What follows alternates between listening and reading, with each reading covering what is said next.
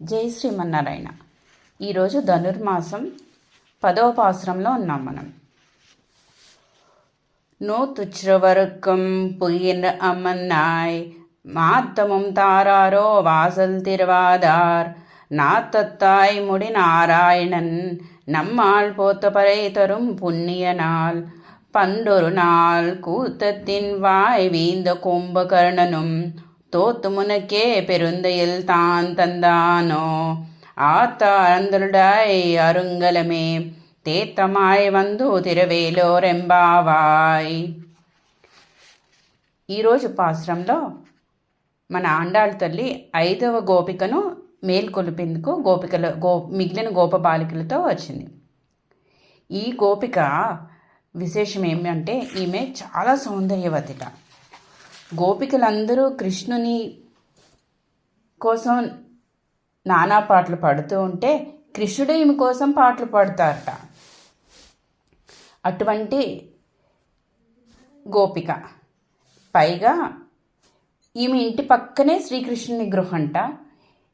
ఇద్దరి గృహాలకి మధ్యన ఒక గోడ మాత్రమే అడ్డుంది. ఎప్పుడు కావాలంటే అప్పుడు శ్రీకృష్ణుడు గోడ దూకి గోపిక కోసం వస్తూ ఉంటాడట. అంత గొప్ప గోపిక ఈ గోపిక. కోరినప్పుడల్లా గోడ దూకి లోనికి వచ్చి ఆటలాడుకుంటాట ఈ గోపికతో. ఎంత పిలిచినా ఆ గోపిక వెలికి రాలేదట.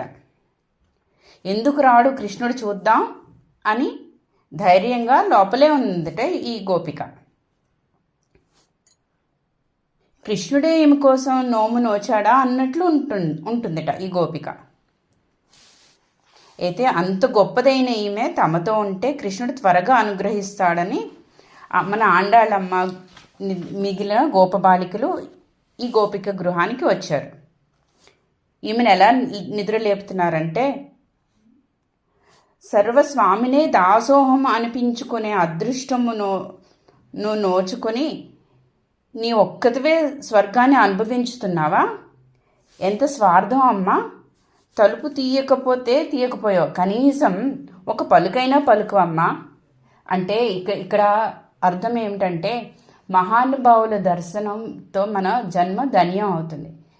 కానీ వాళ్ళ మాట మాత్రంతోనే, వాళ్ళ మాటలు విన్నా కూడా మనకి అవి చాలా పవిత్రంగా మనకి మార్గదర్శకాలుగా ఉంటాయి.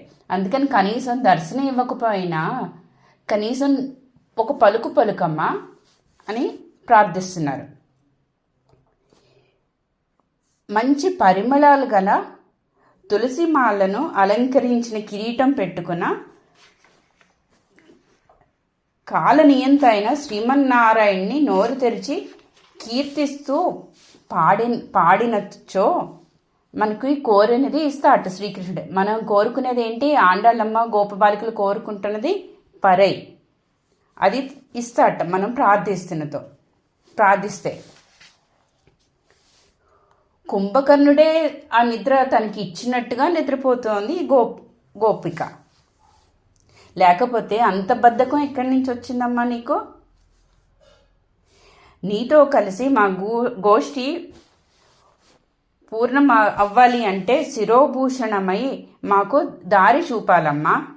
తొట్టుపడకుండా వచ్చి జాగ్రత్తగా తలుపు తీయమమ్మా గోపమ్మ అని ప్రార్థించారు ఆండాళ్ళమ్మ గోపపాలికలు ఈరోజు పాసురంలో.